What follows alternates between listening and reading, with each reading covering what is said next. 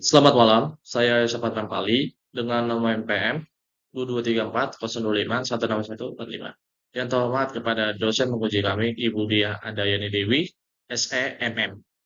Saya akan memperjelaskan materi prinsip-prinsip etika bisnis pertemuan keempat.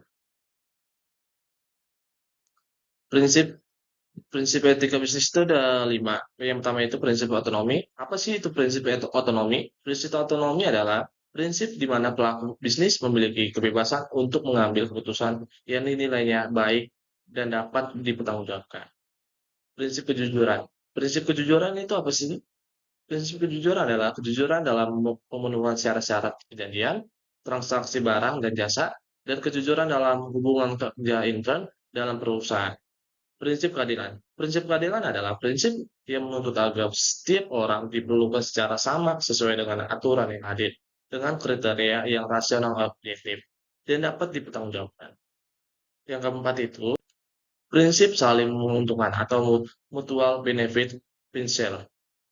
Apa sih itu prinsip saling menguntungkan? Prinsip saling menguntungkan adalah prinsip menuntut agar bisnis dijalankan sedemikian rupa sehingga menguntungkan semua pihak.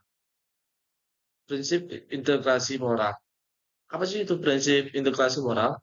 Prinsip integrasi moral itu adalah prinsip yang dihayati sebagai tuntutan intern dalam dirinya pelaku bisnis atau perusahaan agar dalam menjalankan bisnis tetap menjaga nama baik dan nama baik perusahaan. Budaya perusahaan. Budaya perusahaan itu ada 3. Yang pertama itu ialah suatu kebiasaan atau budaya moral dalam kegiatan bisnis yang dianut oleh suatu perusahaan dari suatu generasi ke generasi lain. Yang kedua itu intinya ialah kebudayaan penghayatan akan nilai, norma, atau prinsip tertentu yang dianggap sebagai inti kekuatan dari suatu perusahaan yang membedakan dengan perusahaan lain. Yang ketiga itu contoh cooperative culture ialah disiplin, kejujuran, tanggung jawab, atau transparansi lainnya. Fungsi cooperative culture itu ada 4.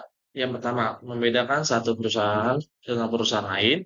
Yang kedua, menciptakan komitmen terhadap perusahaan.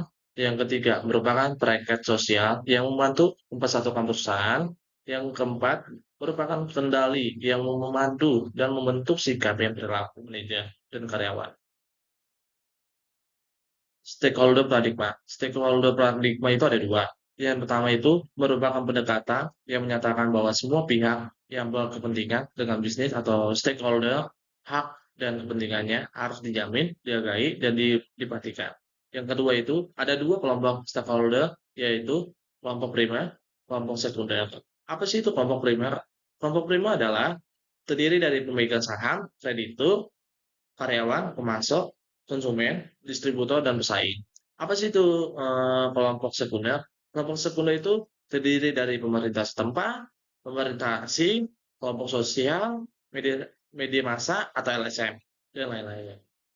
Sekian dari penjelasan saya. Wassalamualaikum warahmatullahi wabarakatuh.